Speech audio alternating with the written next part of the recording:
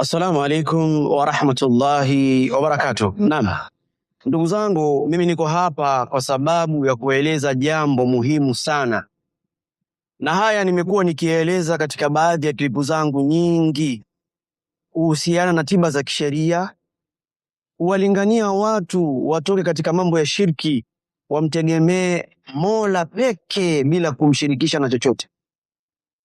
Sasa baadhi ya watu ama baadhi ya wataalamu hawa mara nyingi ndo chanzo cha kuwasababisha watu wakategemea mizimu, kwa sababu huwa wanaelezea sifa za hiyo mizimu, kwamba mizimu ya kwenu wewe inaweza ikawa sababu ya kukusaidia ukatoka katika hizo shida ulizokuwa nazo. Mtu akisikia mizimu kwetu tena, kwani nisiende kuitii mizimu ya nyumbani ili nitoke katika hizi shida nilizokuwa nazo?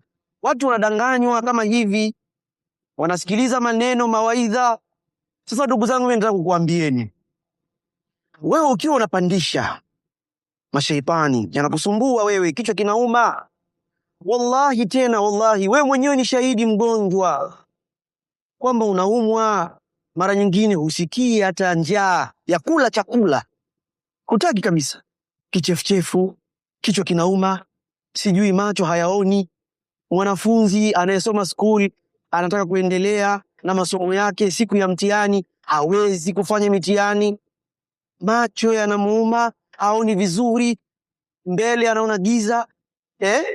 Hata si mara nyingine si mwanafunzi wewe, ni mama upo nyumbani, lakini unapandishaga basi nyumbani kwako wewe tafurani, usisikie Qur'ani wewe kichwa kinauma, sijui mtu amekuja na harufu fulani, si perfume, wewe tabu. Alafu anatokea mtu ustadi Sheikh anasema wewe viumbe wako ni viumbe wa kirohani, ni walimu, au unatakiwa watengenezwe, wafanyiwe mambo fulani, kama ni kuchinjiwa wachinjiwe.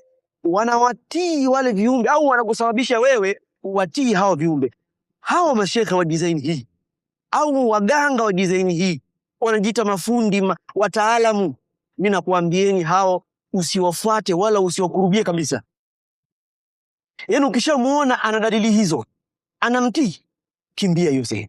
Hawezi kukusaidia huyo, anashirikiana nao.